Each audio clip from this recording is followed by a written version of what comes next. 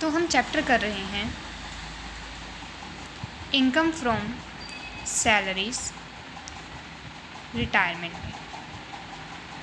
तो सबसे पहले जो इसके अंदर आता है वो है ग्रेट्युटी।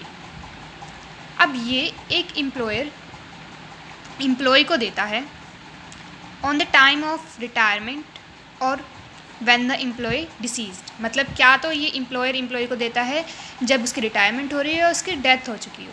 उसकी सर्विसेज जो उसने प्रोवाइड की है एम्प्लॉय ने एम्प्लॉयर को, उसके ऊपर एम्प्लॉय को प्रोवाइड करता है ग्रेट्युटी।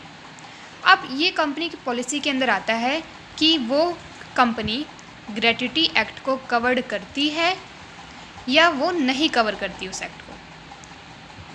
ठीक है, पहली बात, अगर वो गवर्नमेंट एम्प्लॉय है और वो किसी कंपनी में, ऐसे गवर्नमेंट कंपनी में काम कर रहा है, वो गवर्नमेंट एम्प्लॉय है, तो उसके लिए फुली एग्जम्प्ट है। जो भी उसे ग्रेट्युटी पे पैसा मिलेगा उस पर कोई टैक्स नहीं लगेगा, वो फुली एग्जम्प्ट है। पर अगर वो एक नॉन गवर्नमेंट एम्प्लॉय है तो हम दो केसेस देखते हैं कि क्या वो कंपनी ग्रेट्युटी एक्ट को फॉलो करती है या वो उसे ग्रेट्युटी एक्ट के अंदर कवर नहीं होती है वो कंपनी। तो अगर वो कंपनी ग्रेट्युटी एक्ट के अंदर कवर्ड हो रही है तो हम जो लीस्ट ऑफ द फॉलोइंग है उसे हम एग्जम्प्ट कर देंगे। मतलब हम ये ऑप्शंस लिखेंगे और जो सबसे ज़्यादा कम आएगा उसको हम उस अमाउंट से लेस कर देंगे। तो वो जो सबसे कम वाली अमाउंट होगी वो एग्जम्प्ट हो जाएगी, वो पैसा हमें नहीं देना पड़ेगा, मतलब उस पर टैक्स नहीं लगेगा। ठीक है, तो लिस्ट ऑफ द फॉलोइंग में सबसे पहला केस क्या है, जो ग्रेट्युटी एक्चुअली रिसीव्ड हुई है एम्प्लॉय को वो अमाउंट लिख देंगे हमें, जो ठीक है एग्जैक्ट अमाउंट है। उसके बाद हम लिखेंगे जो मैक्सिमम अमाउंट दी जाती है कि ये अलो कर रही है गवर्नमेंट, वो कितनी है, 20 लाख। तो फर्स्ट केस ये हो गया, सेकंड केस ये हो गया।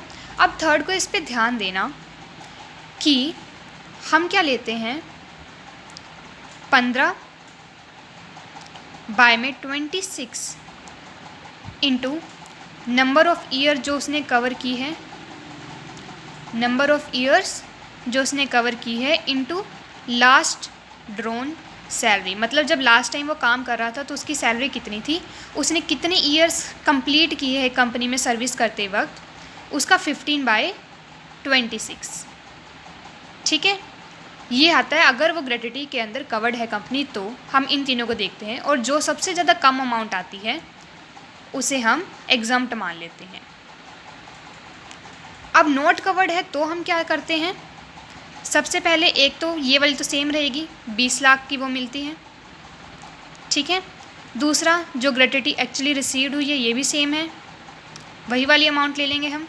अब यहाँ पर चेंज है, अगर ध्यान दें तो 15/30 लेते हैं, मतलब हम हाफ मंथ लेते हैं और इनटू क्या करते हैं, एवरेज बेसिस सैलरी लेते हैं हम, एवरेज बेसिस सैलरी लेते हैं हम 10 मंथ्स के अकॉर्डिंग।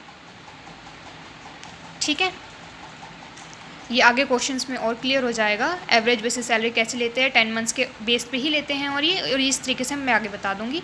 इनटू में number of years completed, same कि जितने ईयर्स उसने सर्विस के कंप्लीट किए हैं उस कंपनी के अंदर वो।